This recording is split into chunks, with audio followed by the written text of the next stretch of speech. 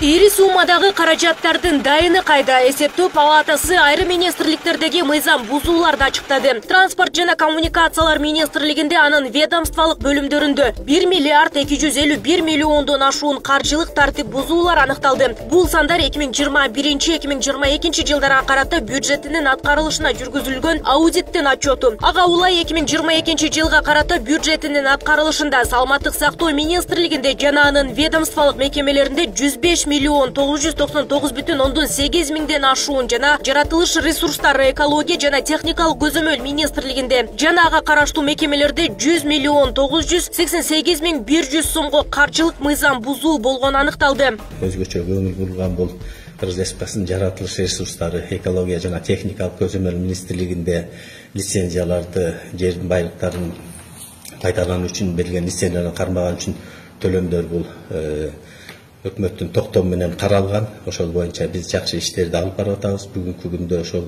лицензия кармаган жарандар болобу же юридикалык жактар болобу 3,5 миллиардка чейин бересеси бар экен. Ошол боюнча биз укук коргоо органдарына материалда өткөзүп беребиз. Аталган министрликтердин бюджетти аткаруу ишине байланышкан материалдарга укуктук баа берүү үчүн УКМК жана Ички иштер министрлигине жөнөтүлгөн. Ал эми кетирилген кемчиликтер кандай жол менен жана кандай максат менен ишке ашканы азырынча белгисиз. Саламаттык сактоо министри Алымкадыр Бишеналиев министрликте айрым гранттык проекттерде катачылыктар кеткенин, аны жоюу аракети көрүлөрүнө ишендирди. Саламаттык сактоо организацияларында ар кандай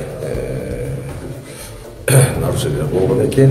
Алардын көбү оңдолуптур. Бирок кээ бир баягы проекттер бүткөн үчүн Германиянын грант менен бүткөн проекттер бар экен. Ошолорду оңдолуптур, ошолорду биз сунуштадык. Нарушениялар бар экен.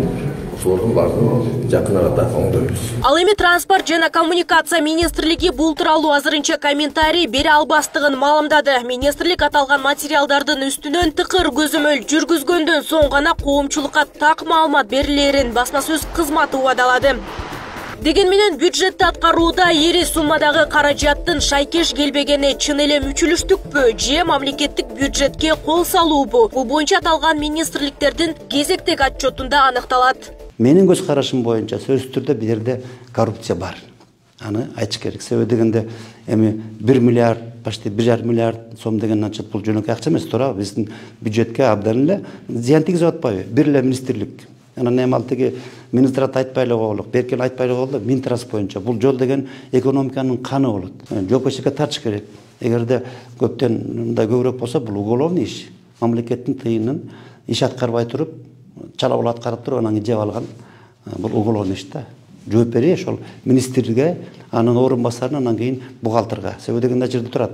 Бухгалтерда отчет берүүдөн да ошондой кылат да. Отчетто атайын оңдоп коюшу мүмкүн да.